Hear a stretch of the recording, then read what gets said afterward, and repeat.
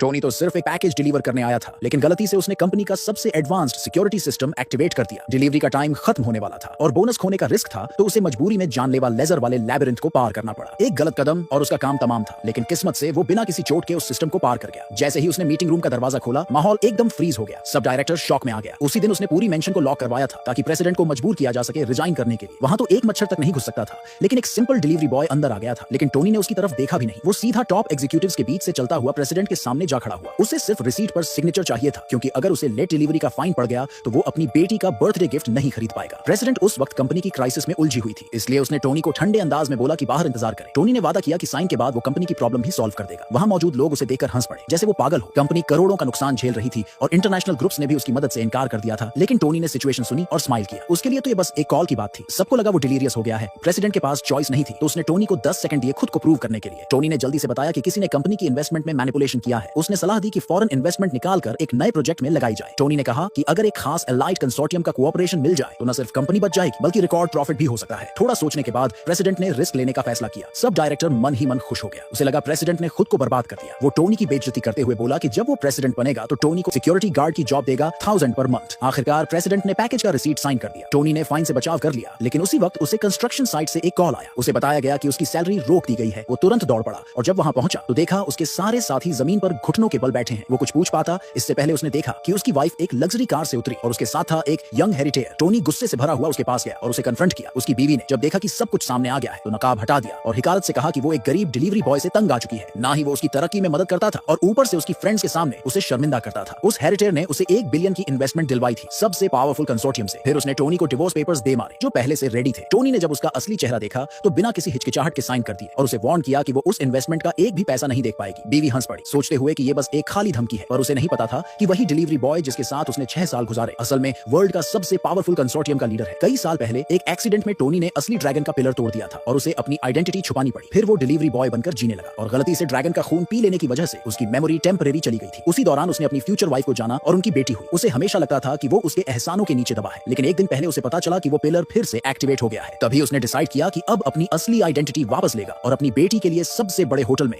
Birthday party organise करेगा। इतना ही नहीं, उसने अपनी वाइफ के लिए एक सीक्रेट गिफ्ट भी प्लान किया था, 10 बिलियन की इन्वेस्टमेंट। लेकिन अब वही गिफ्ट उसकी बेइज्जती और धोखे की वजह बन गया। उधर प्रेसिडेंट को उसकी सेक्रेटरी से एक गुड न्यूज मिली। कंपनी ना सिर्फ बच गई थी, बल्कि उसे एलाइड कंसोर्टियम से कोलैबोरेशन की ऑफर भी मिली थी। उसी वक्त उसे समझ में आ गया कि टोनी कोई आम आदमी नहीं है, लेकिन उसकी सेक्रेटरी ने उसे चेतावनी दी कि वो बस एक पावरलेस आदमी है जिसकी शादी एक एवरेज बिजनेसमैन की बेटी से हुई थी। शायद बस उसकी किस्मत अच्छी थी, लेकिन प्रेसिडेंट को ऐसा नहीं लगा। थैंक यू कहने के लिए उसने स्पेशल गिफ्ट रेडी करने का ऑर्डर दिया और खुद उस ग्रैंड बैंकेट की तरफ निकली जहां टोनी मौजूद था।